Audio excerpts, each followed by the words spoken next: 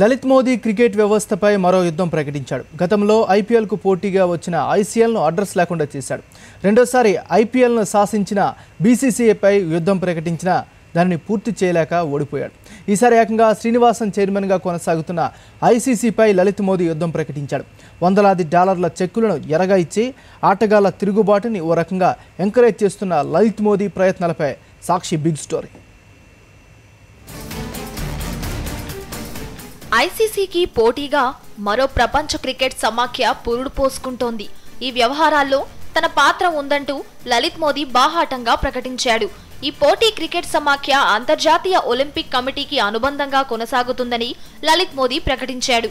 సంప్రదాయ test cricket, పొట్టి cricket గా అందరికీ పరిచయమైన టీ20 క్రికెట్ మాత్రమే తమ క్రికెట్ ప్రోగ్రామ్స్ లో ఉంటాయని లలిత్ మోదీ స్పష్టం చేశాడు.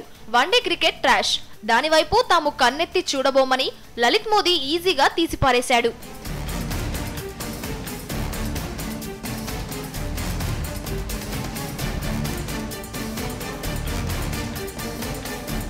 కొన్నాళ్లుగా ప్రత్యామ్నాయ క్రికెట్ వ్యవస్థ వస్తోందంటూ ప్రచారం జరిగింది.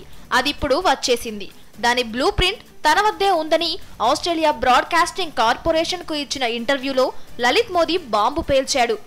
ఇందులో టెస్ట్ క్రికెట్ కు, టీ20 క్రికెట్ కు స్థానముందని, వన్డేలకు లేదని స్పష్టం చేశారు.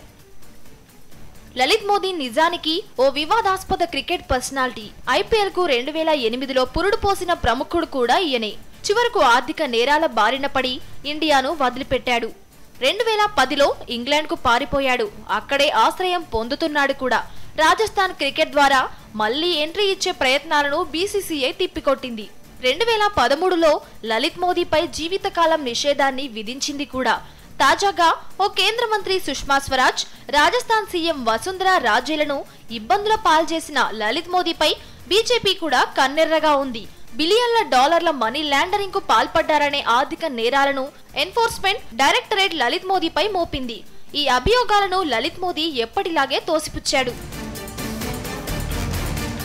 ఐసీసీకి పోటీగా సరికొత్త క్రికెట్ వ్యవస్థను ఏర్పాటు చేసేందుకు లలిత్ మోదీ కొన్నాళ్లుగా తీవ్రంగా ప్రయత్నిస్తూ వచ్చాడు. కారణం, ఐసీసీ పూర్తిస్థాయి సంస్కరణలకు పూనుకోవడం లేదని లలిత్ మోదీ ఆరోపిస్తున్నాడు. కొంతమంది సభ్యుల క్లబ్ గా ఐసీసీ కొనసాగుతుందే తప్ప ఆటను నియంత్రించే ప్రపంచ వ్యవస్థగా పనిచేయడం లేదని మోదీ ఆరోపిస్తున్నాడు. ఐసీసీకి పోటీగా తమ ప్రయత్నాలు తప్పనిసరిగా భవిష్యత్ క్రికెట్ వ్యవస్థను చెప్పుచేతలోకి తీసుకుంటాయని లలిత్ మోదీ ఆశాభావంతో ఉన్నాడు.